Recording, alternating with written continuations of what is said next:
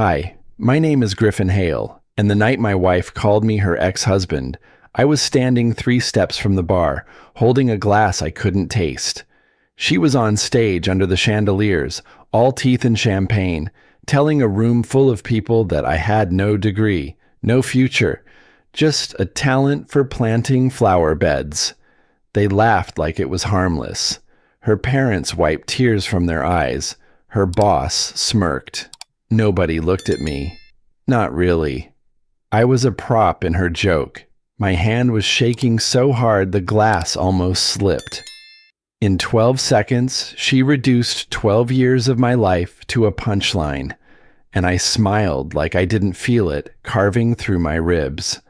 I raised my drink, met her eyes one last time, and something inside me finally snapped quiet. Tell me, what would you have done if you were me? I didn't look back when I walked out of that ballroom, but the sound followed me, the shifting of silverware, the low rustle of dresses, the last ripples of their laughter. It clung to my skin like smoke. By the time I reached the lobby, my legs felt hollow, as if each step might give out under the weight of what had just happened. People passed me on their way in, dressed for someone else's celebration. They smiled politely, unaware of the way my chest was tightening, unaware I'd just watched my marriage flatten itself under a spotlight. I kept my face still. Years with Liana had taught me how to hold a straight line while something inside me buckled. Outside, the night air on the Chicago riverfront hit sharp and cold. I welcomed it. At least cold made sense. I leaned against a stone pillar and let myself breathe. Slow. Careful.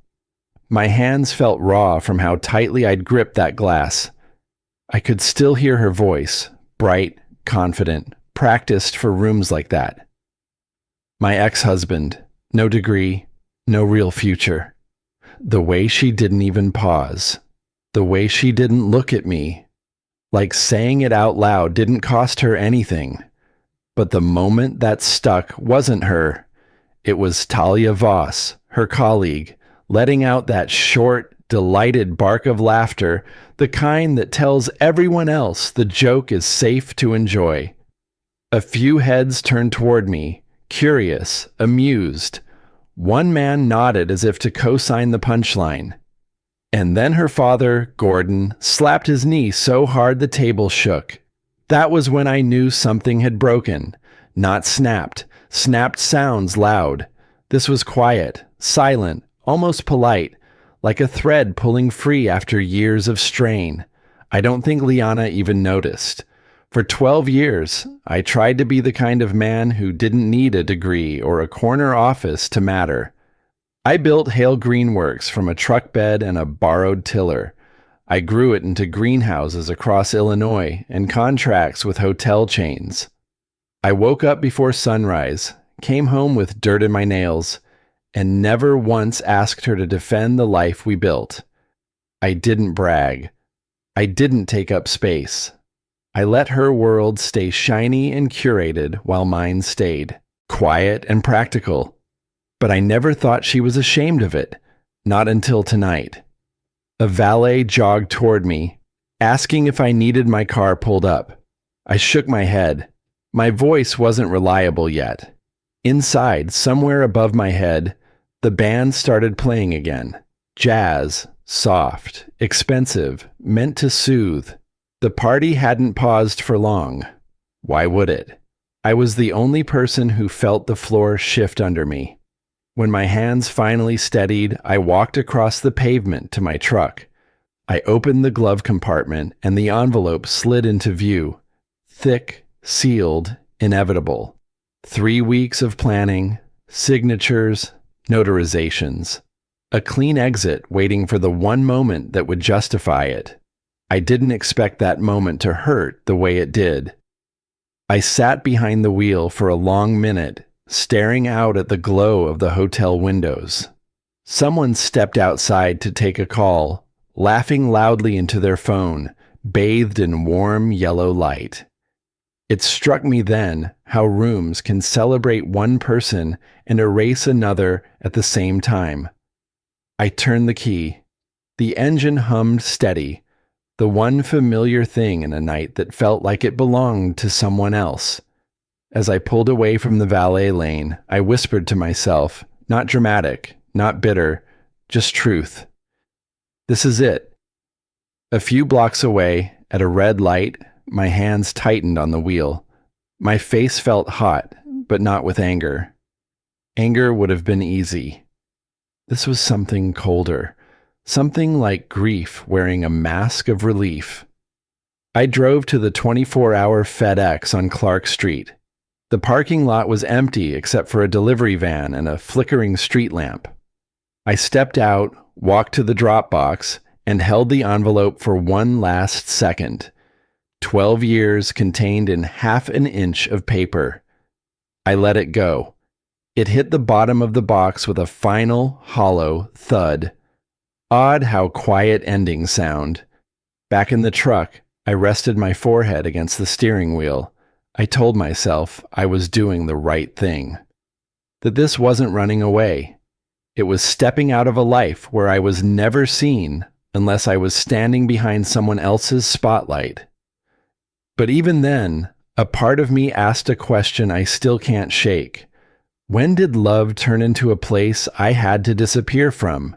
I didn't sleep the night I dropped the envelope into that FedEx box.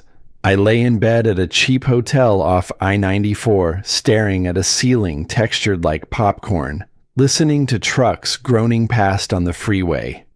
The room smelled like old carpet cleaner and stale coffee.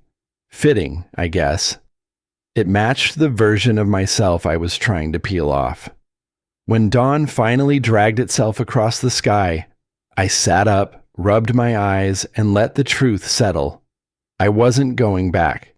Not to the house in Evanston, not to Liana's voice echoing in the kitchen, not to the life where I stepped quietly around someone else's ambitions. The decision had taken me years. The plan? Only 3 weeks. 3 weeks of looking at my marriage with a clarity I'd been avoiding. I used to believe that love meant carrying as much weight as you could without complaining. My father taught me that. Hands cracked from winter work, boots always muddy, never asking for anything. He wasn't a talker, but he lived straight. I tried to follow that line. I tried to be steady the way he was steady. But steady starts to look like silence, and silence starts to feel like permission. By the time I realized it, I had spent over a decade shrinking myself so Liana could feel like she was growing. I pulled into the lot of Hale Greenworks a little after sunrise. The greenhouses glowed under the early light, a warm orange hum slipping through the plastic panels. My first home, in some ways. The place I built with scraped knuckles and borrowed money. Rowan Pike was already there, as always. The man beat the sun to work most days. He stood beside the loading bay, clipboard tucked under his arm, drinking black coffee from a thermos older than some of our employees. He watched my truck roll in, then met me halfway. "You look like hell, Griff," he said quietly. "Long night." He nodded, didn't pry. Rowan isn't the kind of man who touches wounds without permission. We walked the length of the greenhouses together, rows of boxed evergreens, maple saplings, trays of late-season perennials. I'd spent years memorizing the sound of irrigation pumps, the hiss of mist lines, the rustle of plants waking under warmth. This place had a heartbeat, my heartbeat, for a long time. "I signed everything," I said finally. "The sale goes through Monday." Rowan stopped walking. His eyes didn't widen. He didn't gasp. He just let out a long, heavy breath. "About damn time," he muttered. That surprised me. "You think so?" "I've watched you carry this marriage like a stone backpack for years," he said. "Wasn't my business, but I could see what it did to you."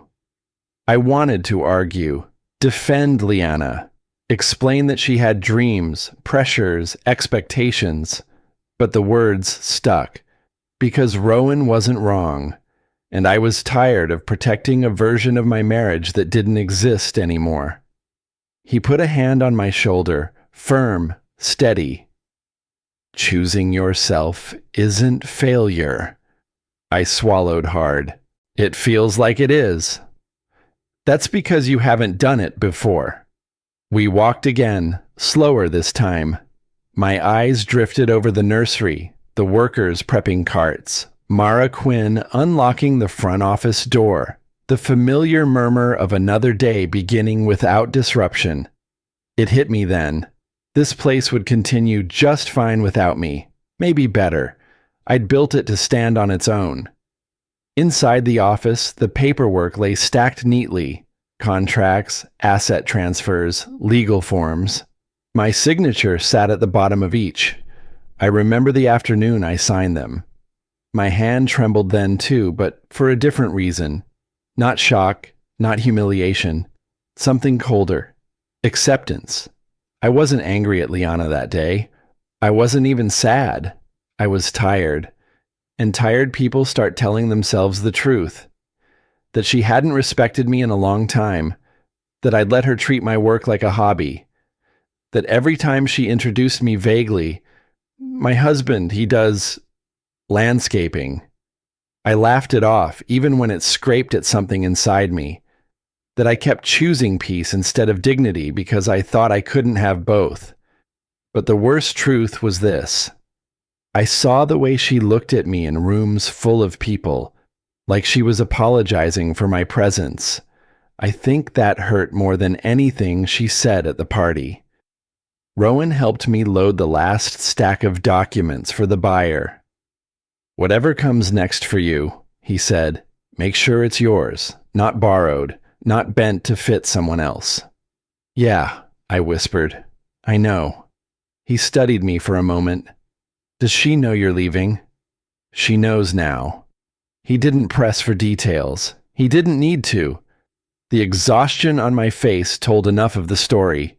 Before I left, I walked the grounds one more time, touched the bark of a red oak sapling I'd planted myself, let the damp spring air settle into my clothes.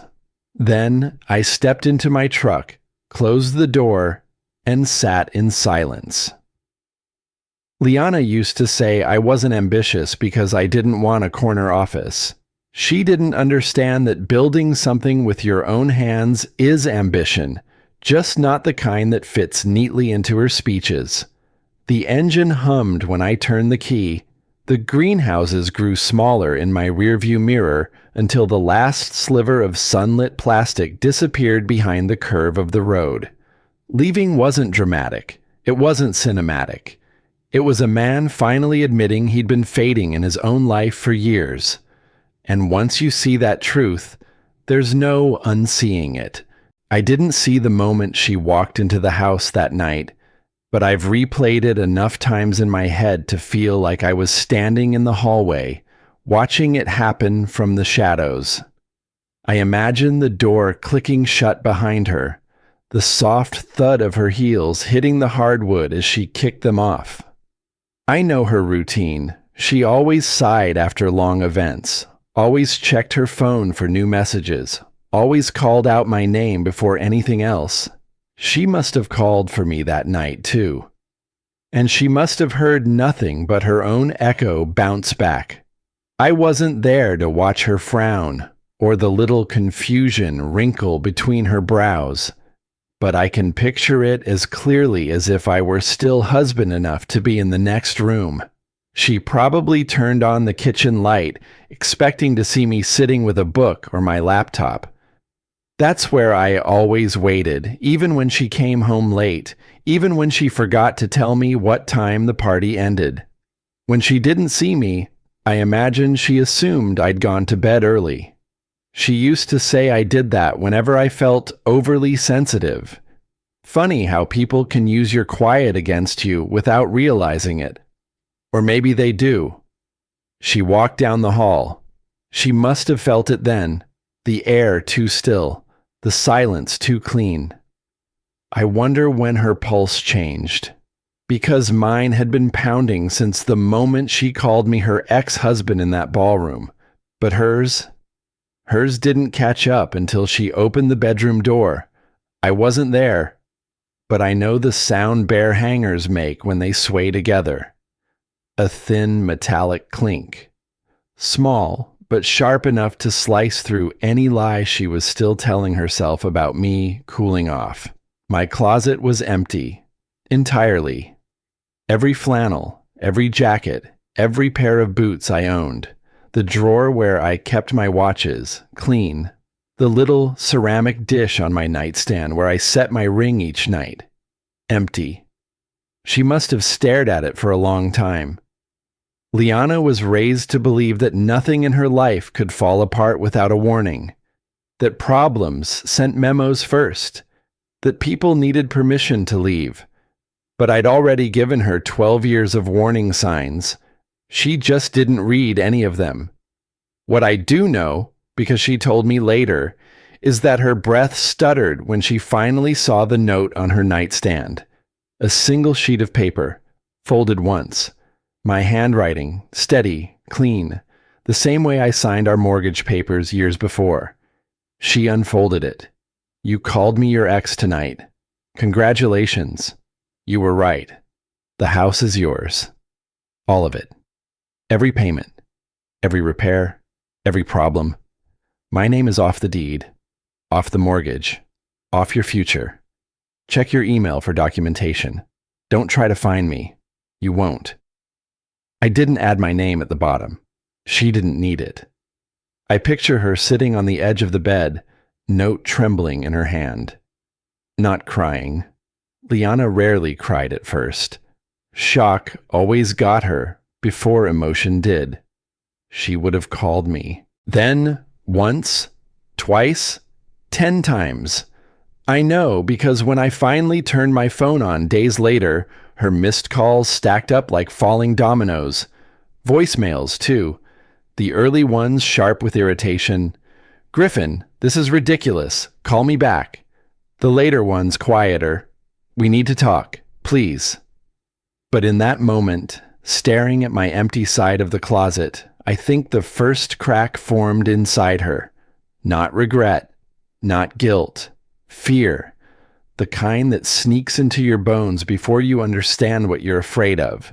She lost control of the narrative, and Liana never did well with losing control. For 3 days, she tried everything. Calls, texts, emails, LinkedIn messages. I kept my phone off, not out of cruelty, but because silence felt like the only boundary strong enough to keep me from being pulled back into her orbit. Meanwhile, she moved through the house like a ghost, opening drawers she'd never opened, touching things she'd never noticed, paint on the hallway walls I had refreshed last summer, the deck I rebuilt with my own hands, the garden I watered every weekend while she slept in. She started seeing pieces of me everywhere, pieces she had long ago stopped looking at. But the truth is, the moment she held that note, she wasn't looking for me. She was looking for the version of herself who still believed I would never leave. And that man, the one who waited in kitchens and fixed leaking gutters and shrank himself to keep the peace, was already gone. I think that's what frightened her most. Not the empty closet, not the unanswered calls, the realization that I walked out quietly, completely, without slamming a door or demanding she see me. Because you don't fight for rooms you no longer belong in. You just leave them behind. By the time Liana showed up at Hale Greenworks, I was already 2 states away, halfway through Kansas with the windows cracked open and the road humming under my tires. I didn't know she'd gone looking for me until much later, but when Rowan told me how it unfolded, I could picture every second of it. She arrived early, too early for someone who didn't know our business hours. She'd only visited twice in 12 years, and both times she'd stayed in the front office, checking her phone while I gave quick tours that didn't interest her. This time was different. She walked in with purpose, but without a plan, looking for a man she'd never truly bothered to understand. Mara Quinn spotted her first. Rowan said Mara froze mid-sentence, her polite smile flickering into something tighter. Mara's good at greeting clients. She isn't good at pretending she doesn't recognize the woman who once brushed past me at a company dinner like I was her +1 instead of the founder. "Is Griffin here?" Liana asked. Her voice must have sounded light, casual, like she wasn't standing in the middle of a business she'd ignored for a decade, like she wasn't already unraveling. Mara didn't answer. She just looked at Rowan. Rowan stepped out from his office with that steady, deliberate walk of his. He's a large man, work-built, not gym-built, and he carries himself the way old trees stand in storms. He didn't look at her with anger. It was something quieter. Disappointment, maybe. "Mr. Hale is no longer with the company," he said. I can imagine the confusion on her face. Liana always assumed my life orbited hers, that anything I did would include a memo for her convenience. "What do you mean he's no longer with the company?" she pressed. "He owns it." Rowan nodded once. Owned. Past tense. He sold his shares 3 weeks ago. That was the moment, he told me, when her expression cracked, just for a heartbeat. Shock followed by fear, masked poorly by indignation. "Where did he go?" she demanded. Rowan kept his voice even. "That's not information I can share." She stepped closer. "I'm his wife." Rowan didn't flinch. "Then you should already know the answer." That line gutted her. I know it did. Because when Rowan told me about it over the phone days later, I felt that sentence land inside me too. Cold, clean, and painfully true. She never asked about my contracts, never asked about my expansions, never asked about the 10 acres of greenhouses that kept us afloat. She had no idea who I'd been becoming all those years she was polishing her image, and now she was face to face with the proof. Liana left the office without another word, but Rowan said her hands were trembling as she pushed the glass door open. She didn't say goodbye. She didn't say thank you. She just walked out, stunned into silence by a life she never saw coming. That same morning, somewhere in a motel parking lot, outside Wichita, I checked my email. Notifications stacked at the top of my inbox. Automated confirmations from the bank, the lawyer, the investment firm. Everything had shifted cleanly, exactly the way I'd planned it. Joint accounts split. Personal accounts transferred. Property records updated. Her name standing alone where mine used to be. My phone buzzed again. Another email from the bank. I opened it, already knowing what it was. The audit of our joint finances. The final transfer of assets. The investment summaries I never showed Liana because she never asked. Stock portfolios, commercial leases, silent partnerships tucked into corners of the Midwest economy she didn't know I understood. For 12 years, she'd spoken about my future like it was a question mark, as if ambition only counted when it fit inside a conference room. And yet, there it was in black and white. I had built something real, something substantial, something she mocked because she didn't see it or didn't want to. I leaned back against the hood of my truck, staring up at the washed-out Kansas sky. It felt strange, freeing, and heavy at the same time to realize she was learning the truth without me saying a word. Because the truth didn't need defending. It stood on its own. Later that afternoon, while I crossed into Oklahoma, Rowan called. "She came by," he said simply. I closed my eyes. How bad was it? She looked lost, he answered, like someone pulled the floor out from under her and she's still reaching for a wall that isn't there. A long silence stretched. I wasn't sure what I was supposed to feel. Griffin, Rowan said, his voice steady. She didn't know you. Not really. I know. She thought you were small because it made her feel big. I know, I repeated, quieter. He exhaled. You made the right call. I believed him, mostly. Enough to keep driving. Somewhere along the highway, with the sun bleeding into the horizon and the road unfolding toward a life I hadn't yet planned, a thought hit me with the force of a punch. Liana wasn't grieving me. She was grieving the version of her life where she never imagined I could leave.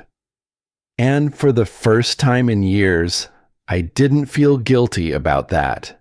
I just felt done. I was somewhere between Amarillo and the New Mexico line when the first ripple of fallout hit her. I didn't know it then, not the details, not the timing, but later, when the pieces reached me in bits and voices, I understood exactly how it unfolded. And if I'm honest, part of me isn't proud of how relieved I felt hearing the truth finally caught up to her. The promotion party video wasn't meant to go public. It started as a 10-second Instagram story recorded by Talia Voss, her voice chirping behind the camera, that same sharp laugh she used to signal the room that mocking me was harmless entertainment. She posted it under a caption that told the whole world who she was. Office humor hits different. But stories don't disappear when someone screen records them. And someone did. Within 12 hours, the clip was everywhere. LinkedIn, Twitter, Facebook groups, agency gossip threads. People dissected every expression in that ballroom. Liana's confident smile, her parents' laughter, Talia's smirk, the crowd's polite amusement. And me, standing near the bar, trying not to flinch while my wife stripped me of dignity under chandeliers. They saw it for what it was, cruel, classist, small. I didn't see the comments, but Rowan sent me screenshots weeks later. Words like toxic, belittling, and punching down littered the threads. People found her agency profile and tore apart her carefully curated persona, champion of workplace respect, advocate for team culture. They called her a fraud. Clients noticed, hard to celebrate someone's promotion when their name is trending for humiliating their spouse. Her boss, according to what I later heard from Mara, pulled her into a private meeting, not to comfort her, to warn her. This reflects poorly on the agency, Liana. 3 clients have already expressed concerns. Concerns? That's corporate language for you, are costing us money. While her world shrank, mine widened. Austin rose over the horizon, warm and modern, glass buildings catching sunlight with a kind of confidence I hadn't felt in years. I stepped into Marston Development's downtown tower wearing the only suit I owned that didn't smell like cedar or soil, and for once I didn't feel out of place. Seraphine Bellamy met me in the lobby. Sharp eyes, firm handshake, a presence that didn't need volume to command attention. She walked me through the building, introduced me to people who saw my experience as value, not evidence of a lesser man. I kept my phone off. Silence wasn't punishment. It was oxygen. But back in Chicago, Liana was suffocating. She tried calling me, then emailing, then messaging me on LinkedIn, as if professional tone might undo personal damage. Each attempt bounced off the wall I'd built the night she made me invisible in a room full of people who barely knew my name. When she ran out of ways to reach me, she reached for control. She called my former employees. Mara told me later. She acted like she had a right to answers. But the way she asked, like she was still above us, she asked Rowan where I'd gone. He told her nothing. She asked Mara if I'd left any messages for her. Mara told her no, truthfully. She asked if anyone had seen this coming. And for the first time, someone told her a version of the truth she'd never imagined. Mara said, "He deserved better than how you spoke about him. Not cruel, not loud, just honest." Liana left quickly after that, swallowing the humiliation. But the world didn't stop reminding her. One of her clients forwarded the video back to her with the message, "This doesn't align with our values. We're pulling the account." Her parents heard whispers in their social circles. Gordon tried calling me to clear things up, but I never answered. Evelyn stopped defending her daughter the moment she replayed the clip and saw the spark of pride on Liana's face right as the room laughed. And Miles saw everything differently than they did. He was at the party. He watched the moment unfold from a table near the front. He saw my face. He didn't laugh. He told her later, when she was already sliding into the panic she used to mock in other people, "I saw the exact second he gave up on you." A brutal truth, but a true truth. Meanwhile, I walked into my new office overlooking Austin's skyline. My desk was empty, my laptop clean, my future unwritten. For the first time in years, I felt weightless. But Liana felt the opposite. She spent nights pacing the house, my house, the one I rebuilt board by board, listening to the echo of her own footsteps and realizing it had never sounded empty before because I'd always been there to fill it. She wasn't grieving our marriage, not yet. She was grieving certainty. The certainty that I'd bend. The certainty that I'd forgive. The certainty that quiet men don't walk away. She never learned how wrong she was until the world showed her. And I wasn't there to soften the blow. Austin didn't feel like a fresh start at first. It felt like stepping into shoes I wasn't sure I deserved. The skyline was bright, clean, sharp, nothing like the muted gray stretch of the Midwest I'd spent most of my life in. Austin had a hum to it, a pulse under the pavement, the kind of city where people went to reinvent themselves and believed reinvention was a birthright. I didn't come here to reinvent anything. I came here to stop disappearing. Marston Development's building rose out of downtown like a glass blade. When I walked through its doors for the first time, sunlight hitting the marble floors, receptionist greeting me by name, I felt something I hadn't felt in years. I was expected, wanted even, not tolerated, not an accessory to someone else's ascent. Seraphine Bellamy met me in the elevator lobby. She wore a dark blazer, hair pulled back, expression focused, but there was an ease to her, a steadiness that reminded me of Rowan, except sharper, more precise, like she was always 3 steps ahead of any conversation. "Griffin Hale," she said, shaking my hand. "Glad you finally made it." Finally. Not accidentally. Not surprisingly. Finally, as if I belonged here before I even arrived. She showed me my office, glass walls, clean desk, a view that made Chicago feel like a memory I'd already outgrown. She talked me through upcoming acquisition prospects, the expansion plan, the role they wanted me to lead. She never once asked where I went to school. Never once hinted that the dirt under my past made me less polished than the people in these halls. I didn't realize how hungry I'd been for that kind of respect until it landed in front of me, simple and unforced. In the afternoon, I found a quiet spot outside the building, right by a set of planters filled with native grasses. I liked that. Someone here cared about the landscape the way I did. My phone buzzed. Rowan. I answered on the second ring. "She came back?" I guessed.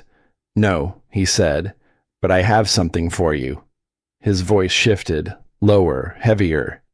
It's a picture. I didn't know I was bracing myself until he paused, as if giving me time to steady. It's from that night, he said. Someone snapped it at the exact moment she called you her ex. He sent it. I stared at the image until my vision blurred. There she was, Liana, on stage, champagne flute raised, mouth open mid-joke. Her parents behind her, both laughing. Talia Voss leaning forward like the whole thing was her personal entertainment. And me, standing near the bar, holding my glass like it anchored me, looking not at her, not at them, but through them, past them, like I'd already left. I didn't remember making that face. Pain rarely announces itself while you're feeling it, Rowan said quietly. Thought you might want to see what the rest of us saw. I didn't answer right away. Something inside me caved in and lifted at the same time, like grief and relief, sharing the same heartbeat. After we hung up, I sat with that photo in my hand, the sun warming my shoulders while a part of me froze. 12 years of marriage, captured in a single frozen second of humiliation. I didn't send Liana the photo immediately, not out of hesitation, out of deliberation, because I wanted the silence to speak first. The next morning, I walked to a small stationery shop a few blocks from my apartment, bought a cream-colored envelope and a single sheet of heavy paper. My handwriting was steady, steadier than I expected. When I wrote the sentence I'd been carrying in my chest since the night in that ballroom. I spent 12 years building a future around you. You spent 12 seconds destroying it. No accusations, no rage, just truth. I slipped the photo behind the note, sealed the envelope, and mailed it. I didn't do it to hurt her. I did it because truth deserves a witness. A few days later, Drayton Pierce, my attorney, called. She received the first set of documents, he said. The house is fully in her name. So are all associated debts and repair costs. I nodded, though he couldn't see it. Good. There's one more issue, he said. His tone shifted to that meticulous, scalpel-sharp professionalism he used when preparing people for impact. Your joint financial audit uncovered credit cards opened in your name, totaling over $40,000. I closed my eyes. I wasn't surprised, just tired. She opened them during a job transition, he said carefully. Use them actively. That's identity fraud. But you have options. I'm not pressing charges, I said. I assumed as much, but she doesn't know that. Not yet. He laid out the terms. She keeps the house. She keeps every debt tied to it. No claim to my business, my investments, or my future earnings. And I walk away clean. She'll sign, Drayton said. The alternative is criminal prosecution. I didn't feel pleasure. I didn't feel pity. What I felt was distance, wide, clean, irreversible. That night, Seraphine and I stayed late in the office, reviewing projections for an Austin redevelopment project. She worked with a kind of quiet intensity I admired. At one point, she paused, studying me. You okay? She asked. I hesitated, then nodded. Just letting go of some old weight. She didn't pry. She just nodded once, acknowledging the kind of pain that doesn't need an audience. Austin was becoming something new for me, something solid. A place where my past didn't shrink me, where my skills weren't hidden behind someone else's spotlight. And somewhere back in Chicago, Liana was holding a letter and a photograph she never expected, feeling, for the first time, the void she carved between us. Not because I wanted revenge, but because endings, when they're honest, don't whisper. They echo. The invitation wasn't my idea. That's the first thing I need to say. Marston Development Group sent hundreds of them, benefactor lists, extended lists, Partner lists, automated distributions that didn't care about history or heartbreak. Liana's name was on one of those lists only because she was still legally tied to me when the company pulled public records for guest invitations. But I won't lie. When I learned she received one, a part of me understood the gravity of what that would mean for her, and a part of me didn't stop it. Not because I wanted her there, but because I wanted her to finally see a version of me that didn't bend under her shadow. The night of the Growth Summit, Austin glowed. Downtown buzzed with hotel valet lines and the chatter of investors. Inside the grand ballroom of the Fairmont, the lights dimmed to gold. Crisp linens covered the tables. Glass walls reflected the city, alive, expansive, the opposite of the smallness I used to feel. I stood backstage, adjusting the collar of my charcoal suit. I'd had it tailored a few weeks earlier, sharp lines, clean shoulders, a suit that fit the man I was becoming, not the man who once felt out of place in the background of Liana's celebrations. Seraphine stood beside me, reviewing notes for her portion of the presentation. Her presence was steady, unforced. She didn't hover. She didn't critique. She simply existed beside me as a partner, someone who knew the weight of leadership and didn't flinch from it. "Ready?" she asked. "Yes," I said, and I meant it. When the announcer called my name, I stepped into the light. The applause rose warm and full, not performative like the clapping in that ballroom back in Chicago. This was grounded, respect earned, not borrowed. I scanned the room without searching for her, but I knew the exact moment my eyes brushed the far back corner, table 46, because a strange tension flickered inside me. Not pain, not longing, just acknowledgement. She came. Her face was paler than I remembered, shoulders drawn in, hair pinned neatly, but lacking the usual shine she weaponized in professional rooms. She looked human, smaller, less invincible, like someone who had finally run out of angles to hide behind. I didn't let myself linger. I began my keynote. "My name is Griffin Hale," I said, "and this year has been transformative." My voice carried across the hall with a steadiness I didn't know I had until I heard it aloud. For a long time, I let other people define my worth. I made myself small to fit someone else's vision of success.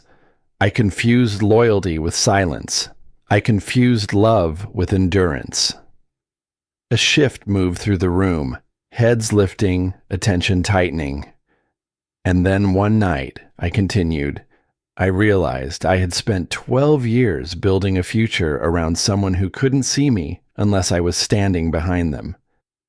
I didn't look toward table 46, but I felt the weight of her breath catch across the distance. It wasn't a dramatic moment. It wasn't loud. It was a quiet, precise understanding that sometimes the bravest thing you can do is walk away from a life that keeps asking you to disappear. The applause was soft at first, then fuller. People nodded. Some murmured approval. A few scribbled notes. I kept going. This isn't a story about resentment. It's a story about reclamation, about learning that dignity is not negotiable, and about discovering that the life you build with your own hands is worth protecting, even if it means starting over. By the time I stepped back, the room rose to its feet, a standing ovation. I'd never experienced one before, not once, not in 12 years of marriage, not in any milestone Liana orchestrated. And I didn't realize how deeply I needed that recognition until it washed over me like a warm, undeniable truth. Seraphine joined me on stage, and we continued the presentation together.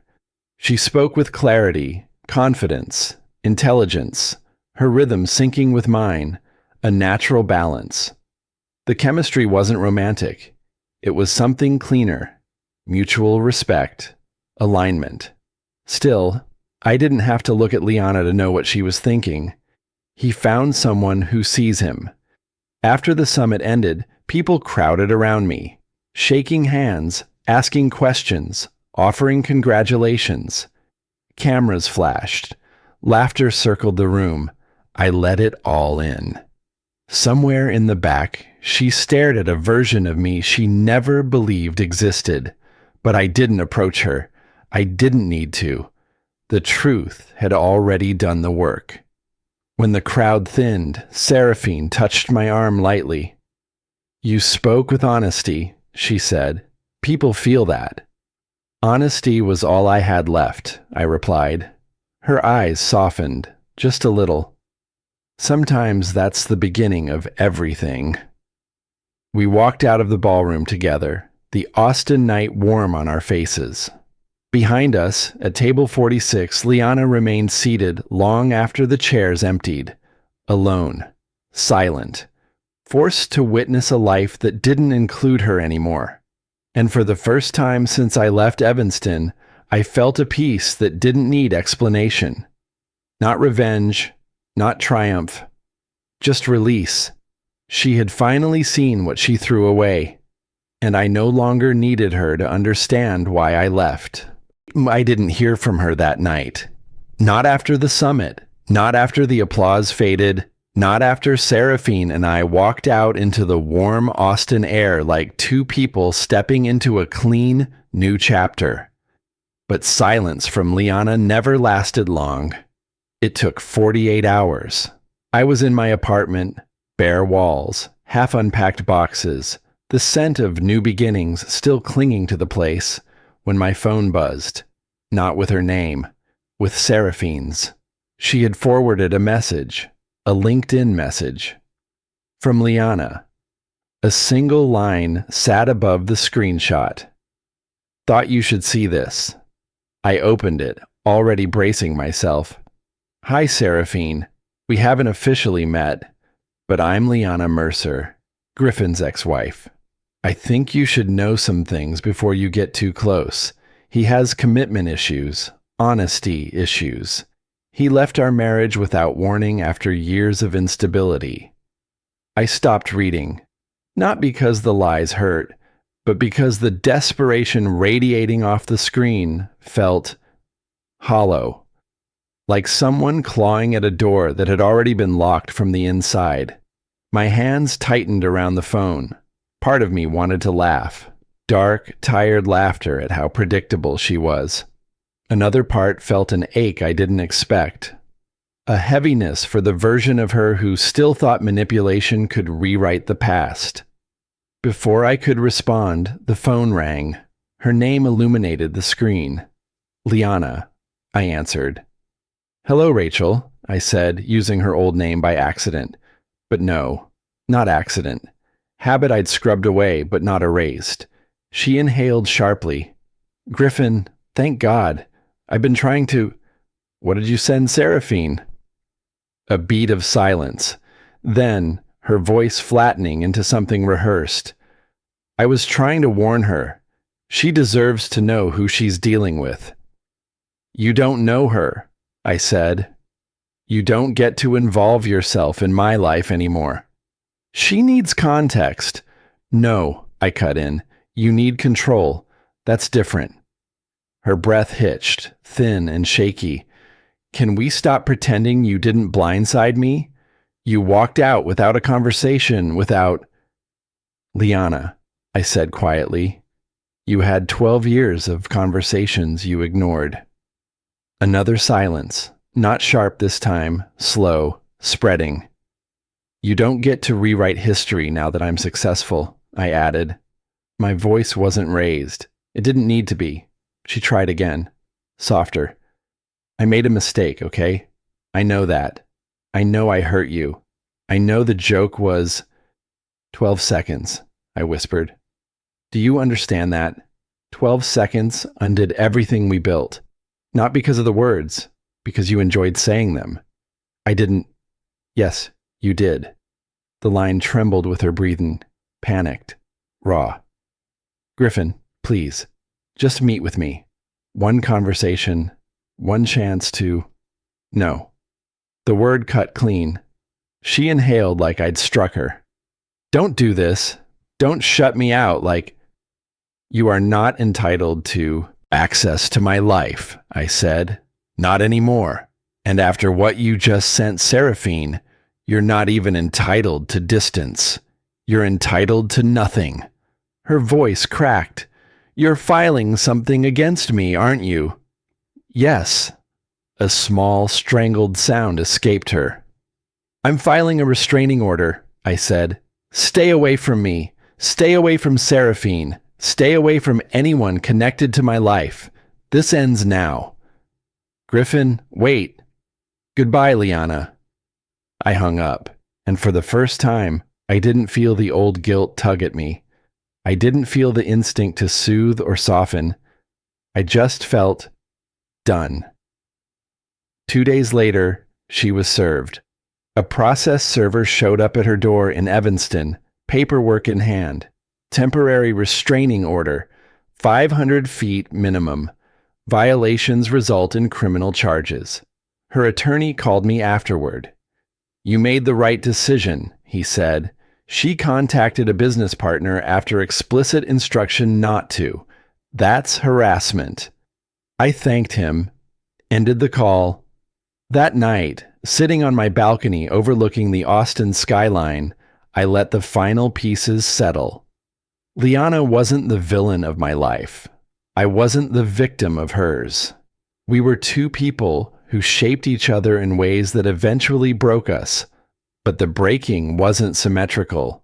She broke what she didn't value. I left because I finally valued myself. In Chicago, she was unraveling, job slipping, reputation bruised, debts mounting, house sinking under repairs she couldn't afford. Every attempt to claw her way back to the life she'd known only proved how thoroughly that life was gone. But here, in Austin, my world was expanding. Growth, work, respect, peace I hadn't realized I'd been starving for. And for the first time in a very long time, the question wasn't, why did she treat me that way? It was, why did I stay so long with someone who couldn't see me? By the time the stars drifted over the city and the heat softened into night, I understood something with a clarity I had never felt before. She wasn't losing me. She'd lost me long before I walked out of that ballroom. She just hadn't realized it until now. And I wasn't looking back. 14 months is a strange amount of time. Long enough for a life to collapse and rebuild itself in quieter, sturdier ways. Short enough that memory hasn't softened at the edges. I still remember that night in the ballroom, like it's etched into bone. But now it feels like something that happened to a different version of me. Someone I finally let die. By the time the 1-year mark passed, the dust around my old life had settled. Liana sold the house, my house really, for far less than it was worth. Repairs, fines, inspections, debt. All the things she once brushed off as my blue-collar concerns became her reality. She moved to a modest apartment in Uptown. 1 bedroom, thin walls, street noise drifting through the windows at night.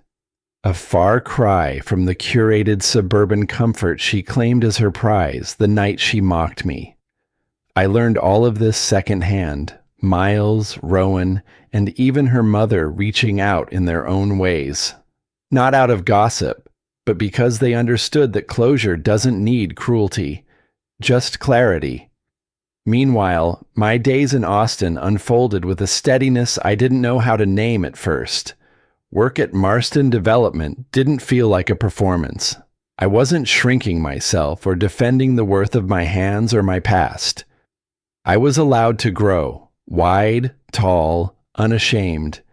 The kind of growth that makes you stand straighter without realizing it. Our projects expanded across 3 new markets. My division led 2 of them. Investors knew my name. Executives asked for my input before they asked for anyone else's. For the first time in my life, I didn't feel like a man who got lucky. I felt like a man who earned his place.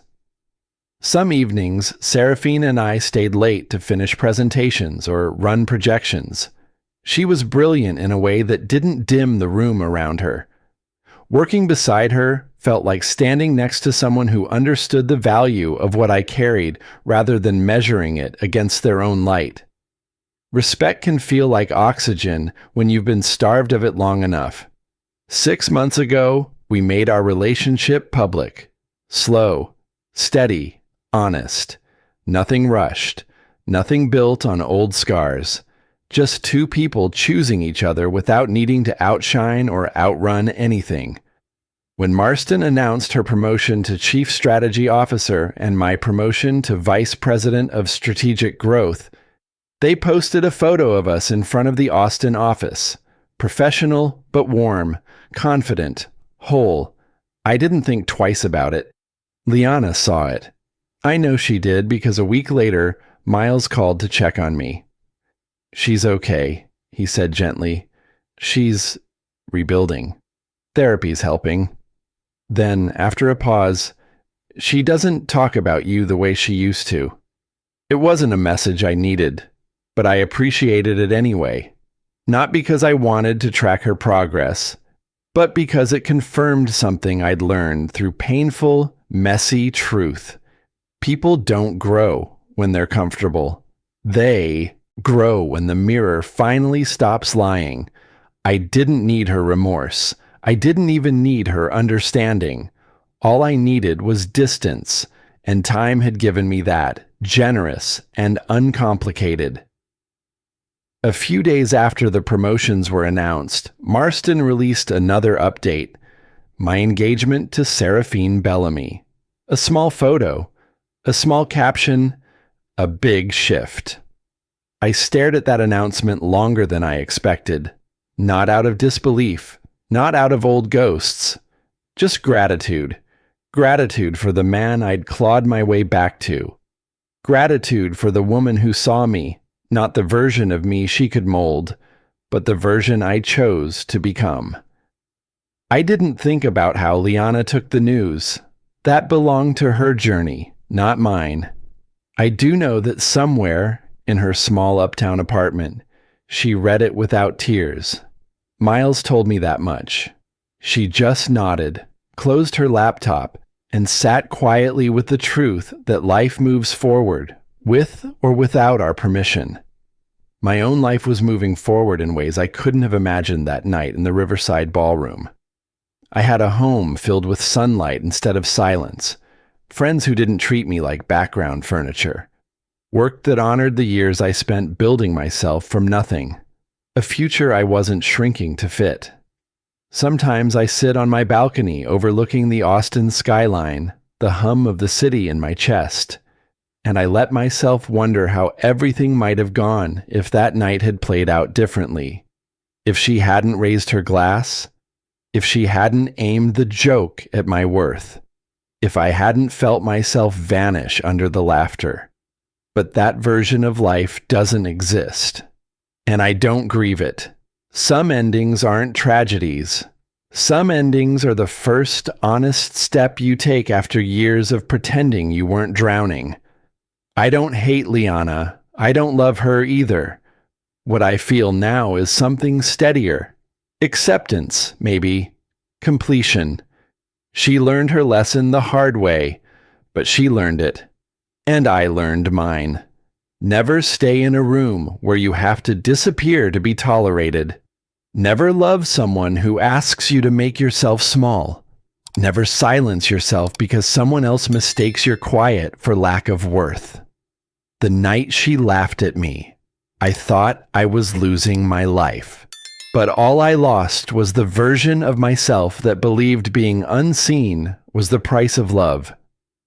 I close my eyes at night now and feel something I used to envy in other men.